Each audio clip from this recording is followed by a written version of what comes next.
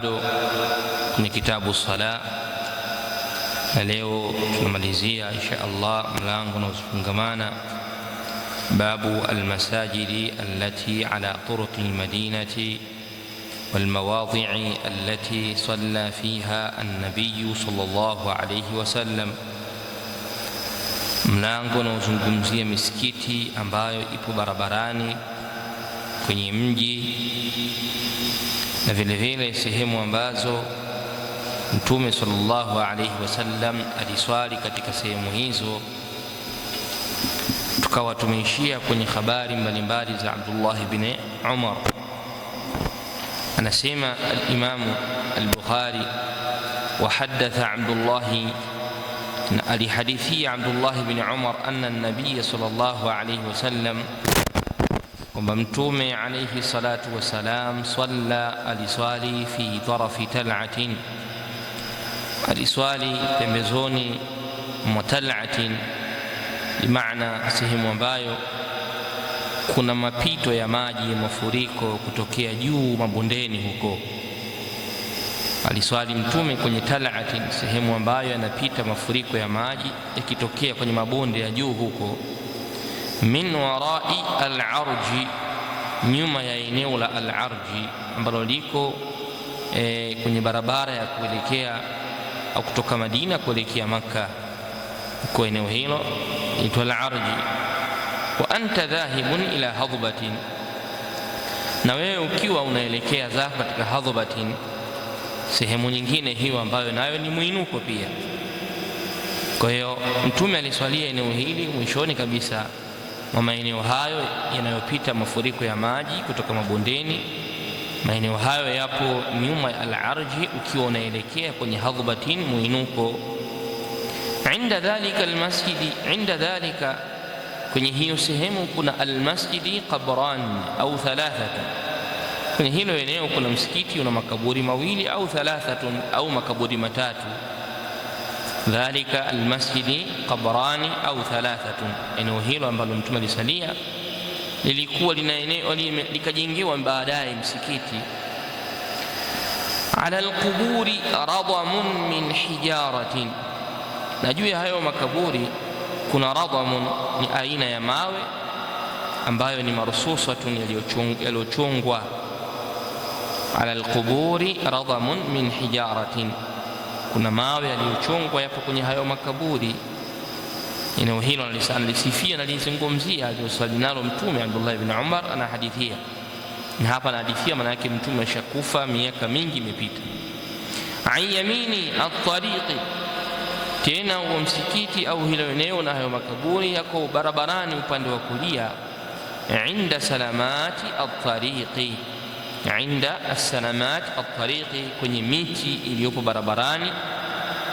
Baina ulaika as-salamati, na katikati ya hiyo miti. Kana Abdullah ibn Umar yaruhu min al-arji, alikuwa Abdullah ibn Umar anaelekea kwenye hiyo miti min al-arji, akitokea eneo hile la al-arji ambalo liko nchani kabisa ya tal'atin min warai al-arji. Baada an tamila shamsu, baada ya jua kuwa limezama, limeelekea kuzama, bil hajirati, wakati wa mchana, Abdullah ibn Umar alikuwa anakwenda huko. Fayusalli dhuhra fi dhalika almasjidi, alikuwa akiswali adhuhur katika huo msikiti, kwenye huo msikiti. Hayo makaburi mawili matatu ni ishara ya kufikia huo msikiti. Haikuwa maana ya kwamba msikiti ule kuna makaburi mawili makaburi matatu mbele au nyuma, la, hayo makaburi yalikuwa ni ishara ya kukaribia ule msikiti. Kwa hiyo jua likizama, eneo hilo ambalo lipo kwenye mapito ya mafuriko ya maji kutoka bondeni, aliswali Mtume katika hilo eneo. Abdullah ibn Umar alikuwa anakwenda huko kutokea kwenye eneo la al-arji. Qala Abdullah, anasema mwenye Abdullah ibn Umar, wa nazala Rasulullah sallallahu alayhi wasallam inda sarahati, Mtume sallallahu alayhi wasallam alifika inda sarahatin, kwenye hiyo miti, an yasari tariqi, kushotoni mwa barabara. Mtume alishuka hapo hilo eneo kwenye miti ambayo yupo kushotoni mwa barabara. Fi masili duna harsha, kwenye masili bimaana maeneo ya mafuriko ya maji. Duna harsha, nyuma kidogo ya eneo la harsha. Harsha ni eneo. Kwa mtume naye alishuka hapo kwenye hiyo miti ambayo ipo kushotoni mwa barabara, ambayo barabara hiyo na hiyo miti ipo kwenye yale mapito ya mafuriko ya maji kinyuma kidogo ya eneo la Harsha.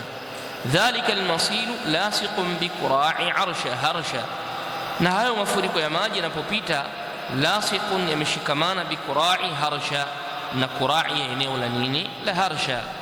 Bainahu wa baina tariqi qaribun min ghalwatin, bainahu wa baina, kati ya hayo almasil, maeneo ambayo maji yanapita, wa baina tariqi, katikati ya hilo eneo maji yanapopita na barabara, qaribun min ghalwatin, ni karibu na ghalwatin, karibu na ghalwatin. Na ghalwatin, anasema ghalwatin ni irtifa'u shay, irtifa'u ash-shay, imetokana neno ghulu, ni mujawazatul hadd. Kwa katikati ya miti na katikati ya barabara pana muinuko, min ghalwatin, kwa karibu na muinuko.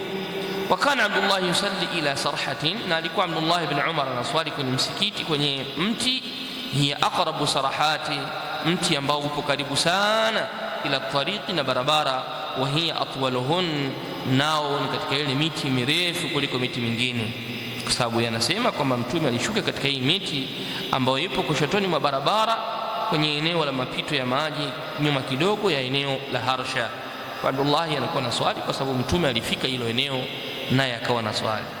Wayaquluna, akawa anasema, inna an-nabiy sallallahu alaihi wasallam kana yanzilu fil masili, anasema Abdullah kwamba mtume alikuwa anafika kwenye hili eneo la mafuriko ya maji, mapito ya maji, alladhi fi adna mardi adh-Dhahran, ambalo lipo nyuma kabisa ya mapito ya adh-Dhahran, qibala al-Madinati, ukielekea Madina, hina yahbitu, kipindi ambapo maji hayo yahbitu, yanaporomoka, minassafarawati, kutoka eneo la as-Safarawat hadi maeneo yote yaliyopo Madina.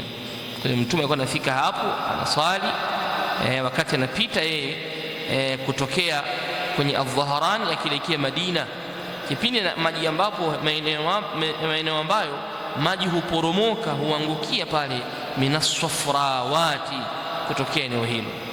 Yanzilu, mtume alikuwa anafika na kuteremka, fi batni dhalika almasili, kwenye tumbo la hayo mapito ya maji, an yasari tariqi, kushotoni mwa barabara, wa anta dhahibun ila makkata, na ikiwa wewe unaelekea Makka, barabara inakuwa kushoto.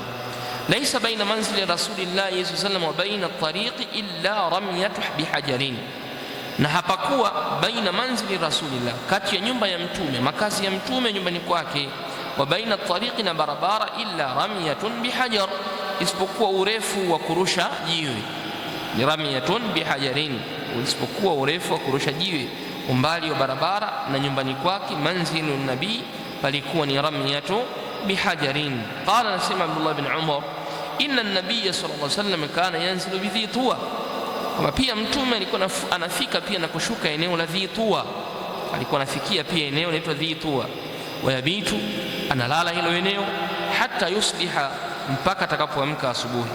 Thumma yusalli subha, kisha naswali swala ya asubuhi, hina yaqdumu makkata, ikiwa kipindi ambapo anaelekea Makka, anaswali penda hapo hapo Dhi Tuwa, wakati anaelekea zake Makka pia anaswali pale Dhi Tuwa. Wa musalla rasulillahi sallallahu alaihi wasallam dhalika, na eneo aliyoswali na mtume alayhi salatu wasalam huko kwenye Dhi Tuwa, ala akamatin ghalidhatin, lipo katika muinuko mgumu, ghalidhatin, akamatin, kwenye eneo la muinuko mgumu sana. Hiyo sehemu aliyoswali mtume ilikuwa kwenye akamatin ghalidhatin, kwenye muinuko mgumu. Laisa fil masjid alladhi buniya thamma, na palikuwa hakuna huko tena msikiti uliojengwa. Laisa fil masjid alladhi buniya thamma, huko hapakuwa na msikiti uliojengwa. Walakin asfala min dhalika, lakini kuna msikiti uliojengwa chini ya hapo, ala akamatin ghalidhatin, kwenye muinuko tena mwingine ambao ni mkubwa na mgumu, ndio kalijengwa msikiti. Lakini kwenye lile eneo ambalo mtume kasalia hapa kujengwa msikiti.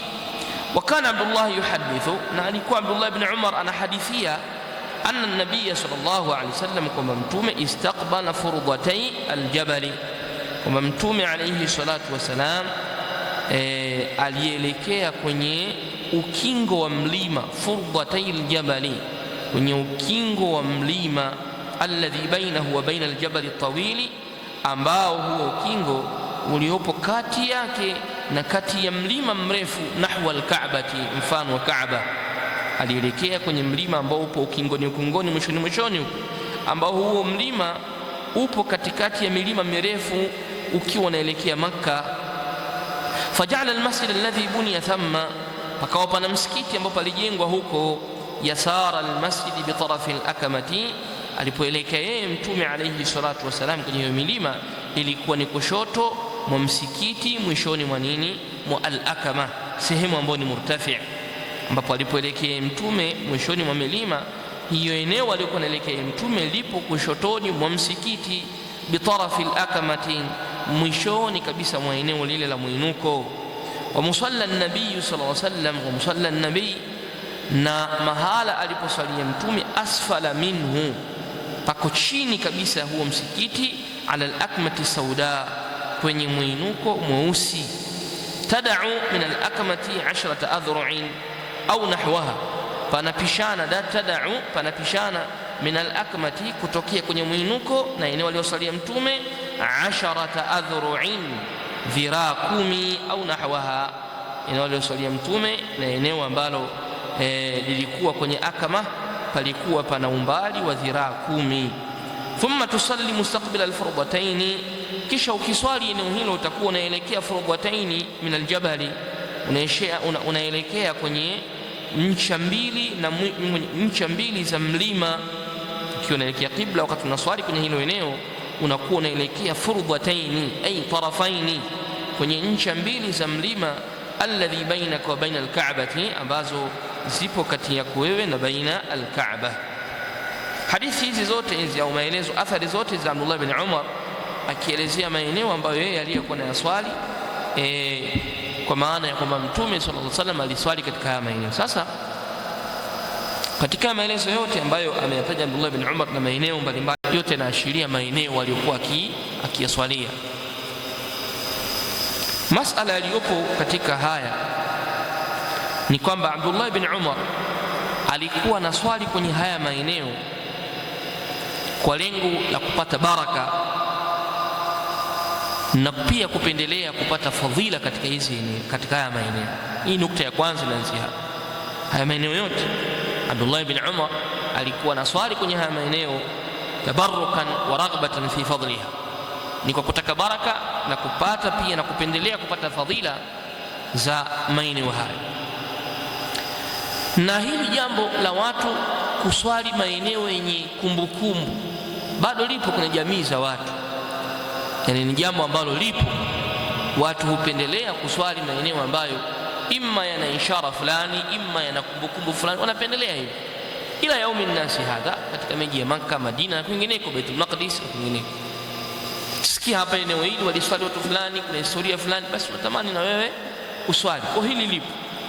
Sasa limethibiti pia kwa maswahaba kama vile kwa Itban ibn Malik radhiyallahu anhu.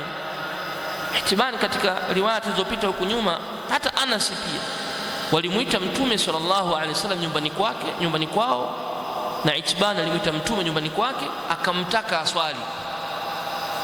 Mtume akamuuliza Anas, unapendelea ni swali wapi katika nyumba yako? Anas na mama yake akamwambia sehemu ile pale. Mtume sallallahu alaihi wasallam akaenda kaswali, akawa nyuma yake Anas na kijana mdogo, na nyuma ya Anas na kijana mdogo palikuwa pana bibi yao au mama yao, lile eneo lile. Na Itban naye mfano wake hivyo hivyo, alimfuata Mtume sallallahu alaihi wasallam akamuomba aswali katika nyumba yake. Aliposwali Mtume katika lile eneo, Itban ibn Malik radhiyallahu anhu alipofanya pale ni sehemu yake ya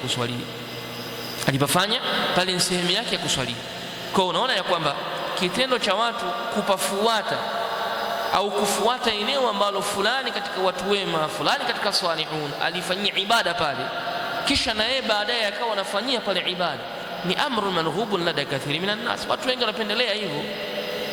Kijua Sheikh fulani alisalia hapo, basi unapata na wewe kama vile muanasa kwamba Sheikh alisaliaga hapa, fulani alisaliaga hapa, na mimi ashaniswalia hapa. Sasa sikwambii kwa watu wa kawaida, katika watu wema, mashaikh, maulama, sikwambii kwa mtume sallallahu alaihi wasallam, fadlan ani nabii sallallahu alaihi wasallam, bila shaka itakuwa ni jambo kubwa kwa watu. Sasa jambo hili Umar bin Khattab radhiyallahu anhu, mawqifu yake, baba wa mtoto ni Abdullah bin Umar na baba yake ni Umar bin Khattab. Baba wa mtoto ambaye ni Umar bin Khattab, yeye mawqifu yake na msimamo wake ni kinyume na kitendo cha Abdullah bin Umar. Baba yeye haoni hilo tendo hilo kama tendo ni tendo zuri, yani hakuwafikiana na huo msimamo kwamba kufuata sehemu za athari za watu wema wewe ukafanya ibada, au ukakaa ile eneo ukaona kumbuka unawaza unafanyaje. Umar bin Khattab radhiallahu anhu haoni kabisa, haoni. Wadalilu ala dhalik, dalili katika hilo ni riwaya ambayo tukolewa ani al-Ma'ruri ibn Suwaidi qala, Ma'rur ibn Suwaidi anasema kana Umar fi safari, kama Umar alikuwa siku moja safarini, fasalla al-ghadata, akaswali swala subuh, thumma ata makanan, kisha akaenda sehemu fulani akawa amekaa. Umar bin Khattab ameswali sehemu moja, baada ya kuswali kisha akaenda mahala fulani akatulia pale, imma afanya dhikari au anafanyaje mwenyewe. Fajala an-nas ya'tunahu wa yaqulun, watu wakaanza kuja kwa wingi. Sasa hapo mtume shafariki, watu wakaanza kumfuata kwa wingi. Sasa wakawa wanasema swalla fihi an-nabiy sallallahu alaihi wasallam, eneo hili aliswali mtume, nasi tunataka tuswali ili eneo. Umar, watu hao wanamwambia hivi, kisha ameenda kuswali Ghadat, watu wanakuja kumwambia ile eneo mtume kaswalia. Faqala Umar, akasema innama halaka ahlul kitabi, hakika si vinginevyo wameangamia waliopewa kitabu, annahum ittaba'u athara anbiya'ihim, moja ya sababu ya kuangamia kwao walizifuatisha na kuzifuata athari za manabii wao. Waliopita katika ahlul kitabi waliangamia kwa sababu ittaba'u athara anbiya'ihim, walizifuata zile athari na yale mabaki ya taarifa na maeneo ya manabii wao. Fattakhadhuha kanaisan wa bi'an, wakayafanya ni makanisa na sehemu za kuabudia za Kiyahudi. Yale maeneo yale, hapa ndipo aliposwalia fulani katika manabii, hapa ndipo alipofanyia kitu fulani katika manabii, wakajenga makanisa na wakajenga mahala pa kuabudia. Tendo hili likawafanya waangamie. Kisha Umar bin Khattab radhiallahu anhu anasema faman uridat lahu salatu, yeyote ikimpitikia swala, ikamkuta swala kwenye hilo eneo, falyusalli, basi aswali. Ikimkuta swala tu katika huku na huku, swala imemkuta hilo eneo, falyusalli, aswali. Wa illa, na kama sio hivyo, falyamdi, na ondoke. Hapa Umar bin Khattab anawaambia, ikikukuta swala kwenye lile eneo, kwenye hiyo sehemu ya athar, imekukuta, hujaipanga, imekukuta, basi swali, na uswali kwa sababu ni swala imefika muda wake. Na kama sio hivyo, kama umepanga kabisa naenda lile eneo na imfike pale ni swali, Umar anasema faliyamdi, aondoke mtu, asikae pale kwa ajili ya kuswali eneo hili, kwa sababu eneo hili aliswali mtu mwema fulani au nabii fulani. Kwa hiyo Umar hapa alihofia kwa watu wao wasione kwamba kuswali eneo lile ni wajibu, na ndio haya mambo wanayofanya Sufia leo hii. Haya maeneo yenye athari wao wanafanya ni wajibu na ni lazima kuswali kwenye hayo maeneo. Umar akawafukuza hawa, akawaambia haya maneno ili wasipafanye pale lile eneo ni sehemu ya wajibu kuswali. Atakayekutwa na swala eneo hilo swali, lakini sio kukusudia kabisa kwamba ninakwenda pale kuswali. Umar bin Khattab anasema faliyamdi, aondoke zake. Hiyo ni dalili ya kwanza. Dalili ya pili na ya mwisho, rawa Ashhab an Malik, al-Imam Ashhab katika watu waliopokea riwaya za Imam Malik kwenye Muwatta, amepokea riwaya ya Imam Malik rahmatullahi alayhi annahu su'ila, kwamba Imam Malik aliulizwa ani salati fi almawadhi' allati salla fiha an-nabiy sallallahu alayhi wasallam. Imam Malik aliulizwa kuna zile sehemu ambazo zimepokelewa kwamba zile eneo au maeneo au hizo sehemu aliswali mtume katika hizo sehemu, Kama vipi Imam Malik unaonaje mtu aende akaswali pale, kwa sababu ana uthibitisho kwamba ile eneo liliswaliwa, aliswali Mtume sallallahu alaihi wasallam. Na leo historia zipo zinajirudia, zinatajwa na baadhi ya watu, bali hata maeneo ya historia yaliyopo leo hii baadhi yameandikwa kwenye vitabu vya sira ya Mtume alayhi salatu wasallam. Nizipo. Chukulia mfano mwepesi, makamu Ibrahim. Makamu Ibrahim, sehemu ambapo Ibrahim alipanda kuitengeneza Kaaba. Hiyo sehemu ipo, sio kama haipo, ipo na imetengenezwa mazingira tu fulani hivi ya kuonekana zile nyayo zake. Ipo mpaka leo, ukienda Kaaba ipo. Na pale makamu Ibrahim kuna rakaa mbili.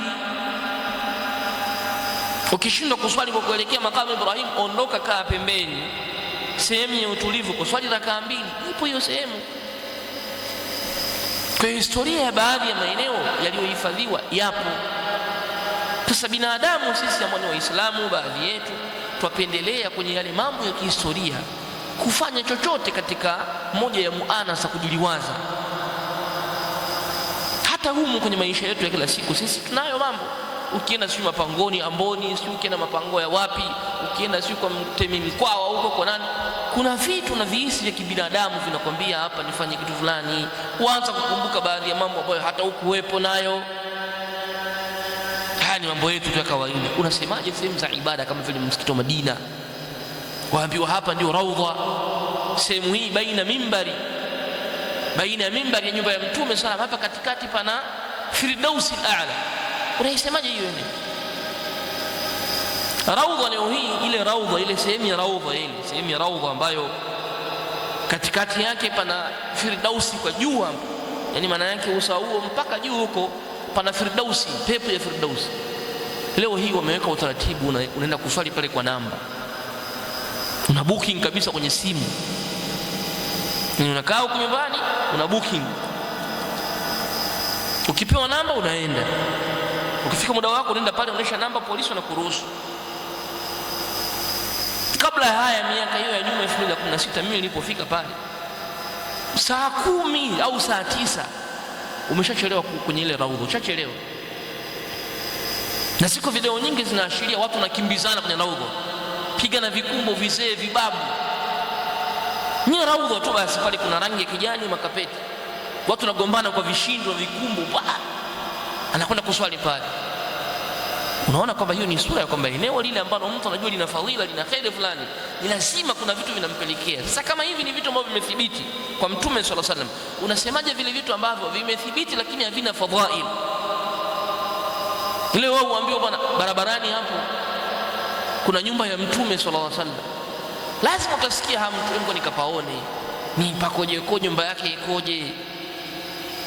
Na hata nyumba za Mtume sallallahu alaihi wasallam kubomolewa, baadhi ya maulama walimlaumu yule mtawala, yani yule mtawala ambaye alizibomoa nyumba za Mtume za wakezi kwa sababu ya kuupanua msikiti. Baadhi ya maulama walimkaripia, walimwambia ziache, ili umma unaokuja uje uone zuhudu nabiyihim, uone zuhudi ya mtume wao sallallahu alaihi wasallam, namna gani alikuwa anaishi kwenye nyumba zake.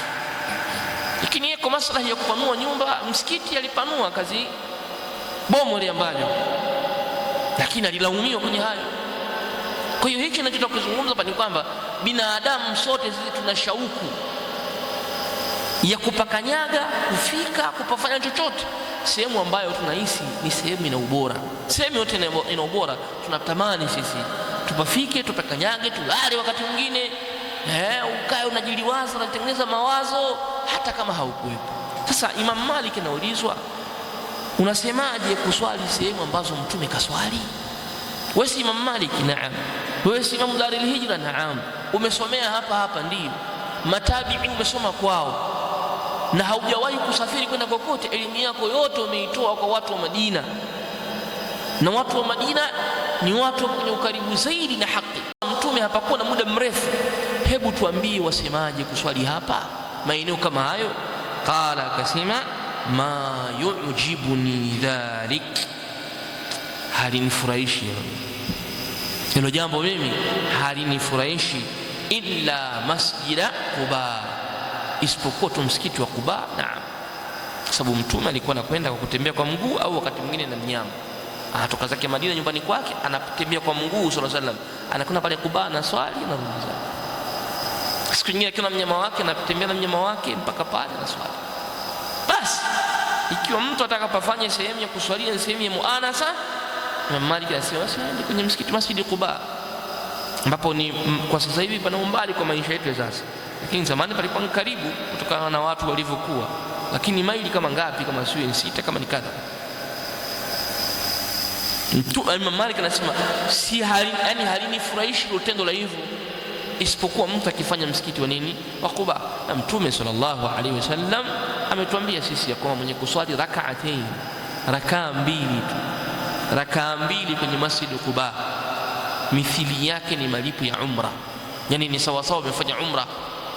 Mwenye kuswali msikiti wa Quba rakaa mbili, na ukiingia kwenye ule msikiti wa Quba pale nje kabisa wameweka hadithi ile ya Sunan Abi Dawud, wameiandika pale hadithi, mwenye kuswali rakaa mbili msikiti huu Masjid Quba ana malipo ya umra. Imam Malik anasema ni ubora hapo, afadhali hapo mtu aende kaswali pale, lakini sio sehemu nyingine yote. Kwa hiyo unaona ya kwamba mawqif ya Umar bin Khattab radhiyallahu anhu lahu ta'yid, ina nguvu, kwa sababu watu ukiwafungulia huo mlango watafanya zaidi na zaidi. Ukiwapa watu fursa hiyo watafanya ya ajabu mazito, kiasi cha kwamba unaweza kushangaa hata ule mchanga wa lile eneo watu wanaweza kuubeba wakauchukua. Kwani hakuna historia ya msikiti wa Mtume sallallahu alaihi wasallam kabla ya kaburi la Mtume kubadilishwa na kuwekewa grili? Hakuna historia ya Mtume inaonyesha watu wanachukua mchanga? Ipo. Tarikhul Madina ipo. Kipindi kile kabla kaburi hajawekewa grili palikuwa wazi, unachungulia tunaona kaburi lile pale. Wasafishaji wale wanakuta watu wamechukua michanga, wameweka matambara mule ndani, wameandika mabarua wameweka mule ndani. Kaburi la Mtume sallallahu alaihi wasallam juu tu ambako ni mchanga, ramla tu. Watu hawajali hilo, kwa sababu wao wanahisi hapa ndipo Mtume yupo, pana baraka, ni sehemu yenye fadhila hapa. Kwa hiyo tufanyaje? Nibebe huu mchanga nikaongee, ni ubebe huu mchanga ni upeleke kwenye mambo yangu. Anahisi kuna fadhila fulani. Kwa hiyo ndio shauku ya kila mmoja. Kwa hiyo hata hili tendo la Abdullah ibn Umar si kwamba eti Abdullah ibn Umar ameiona ni sheria, hapana, bali ni ile raghbatun nas, yani watu wana mapenzi fulani. Sasa yeye kwenye mapenzi yake kwa Mtume sallam yamefikia kiwango hichi, aliposwali naye anaswali, alipokojoa Mtume alayhi wasallam muda wa kuwa Abdullah ibn Umar alimuona alikuwa akipita lile eneo naye pia anakojoa, akipita lile eneo pia naye anakojoa. Hafanyi kwa sababu eti ni sheria na nyinyi mkipita mkojoe, hapana, hakuwa afanya hivyo, ni ile raghba yake, mapenzi. Sasa msimamo wa baba yake tofauti, msimamo wa baba yake tofauti, na huu msimamo wa Umar bin Khattab ndio asahul mawqif, kutokamana na zama tulizonazo, zama za jahala za ujinga. Huu ndio msimamo mzuri. Ukifuatwa huu, zile athari zote tumisat, zitafutika na zitapotea, na wala watu hawatozijali zile athari. Itabakia kumbukumbu ya maelezo basi, lakini athari haitobakia tena. Nimalize kusema juzi hapa, miezi 3, 4, 5 imepita, kuna video moja ilionyeshwa huko Tanga.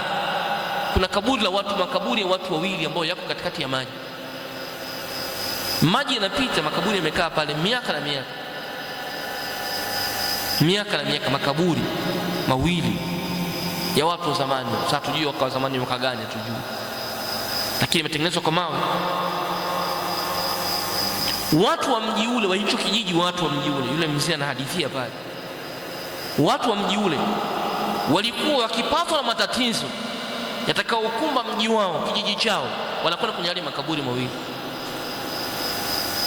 wanazungumza matatizo yao, wanahitajia utatuzi wake, na kweli haupiti muda matatizo yao, anasema yule mzee anaondoka, ni makaburi ya masharifu wawili.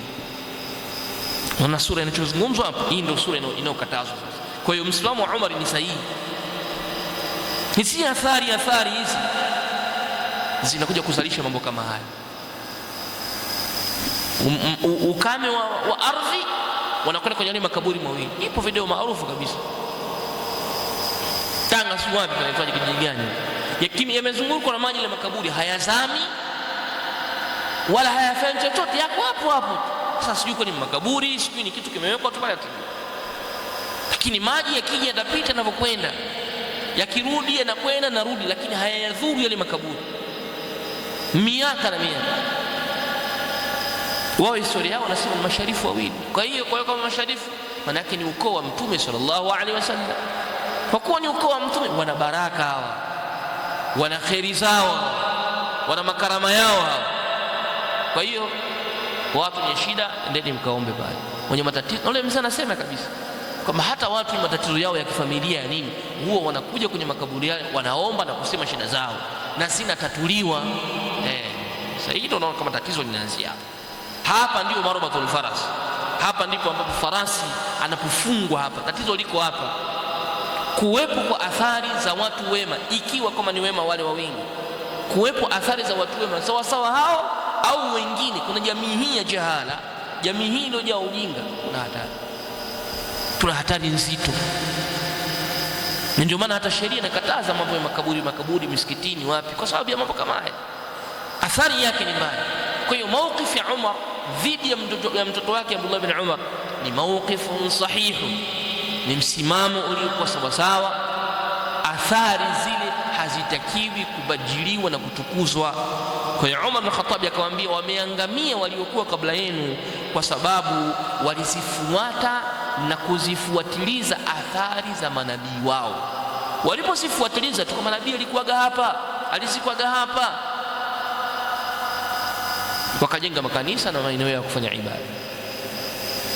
Na ndio maana unaona katika hii ardhi yote duniani hakuna kaburi lenye kujulikanwa liko hai mpaka sasa hivi isipokuwa kaburi la Mtume sallallahu alaihi wasallam kwa nabii. Yaliyobakia yote ni turahati, uongo tu, isipokuwa athari moja tu iliyokuwa imethibiti fi sahihaini, tutaikuta ndani hadithi inayozungumzia yule bibi anayejua sehemu alipozikwa Musa alayhi salam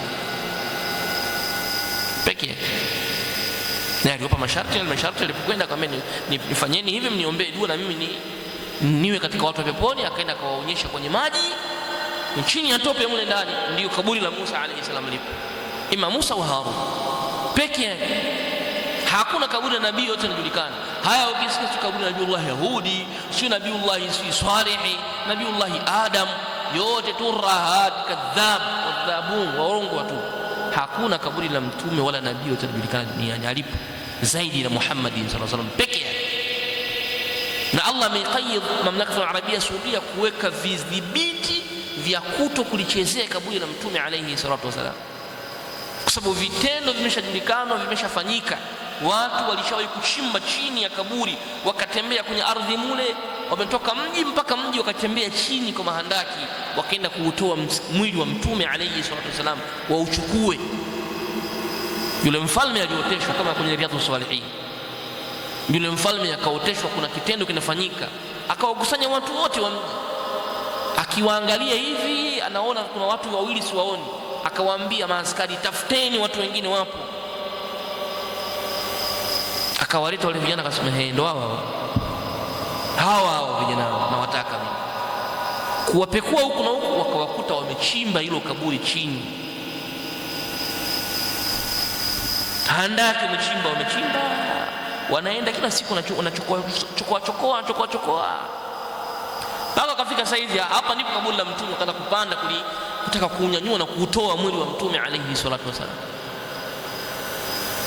Hapo ndipo ambapo Maliki mfalme yule akaweka sasa kuanzia chini mpaka juu, yani zile grili za dhahabu zimeenda mpaka chini kwenye mwili wa mtume sallallahu alaihi wasallam. Pale utoboi, huwezi kutoboa tena kwenye mwili wa mtume alayhi salatu wasallam. Hiyo ndo asili ya watu. Unapowaambia hapa alikanyaga babu yako ile mzee fulani ule alilalaga hapa, unasemaje? Babu yako yule kitanda chake kilikuwa hichi hapa, hichi ndio kitanda, hii ndio shuka yake, na hichi hapa ndicho kitanda chake, ndio kiti chake. Utasikia ule mwili unakuambia Mungu amenikae bwana, mkumbuke mzee. Utasikia kitu kama hivi. Na hivyo katika swali Kwa hiyo msomo Umar ndio msomo ahli sunna wote, na wala hatiwi dosari Abdullah ibn Umar kwa hayo, haambiwi kukosea, yupo kwenye dhalala. Katika raghba yake radhiyallahu anhu, jitihada yake. Wallahu tabaraka wa taala alam. Sallallahu ala nabina Muhammadin wa ala alihi wa sahbihi ajma'in, walhamdulillahi rabbil alamin.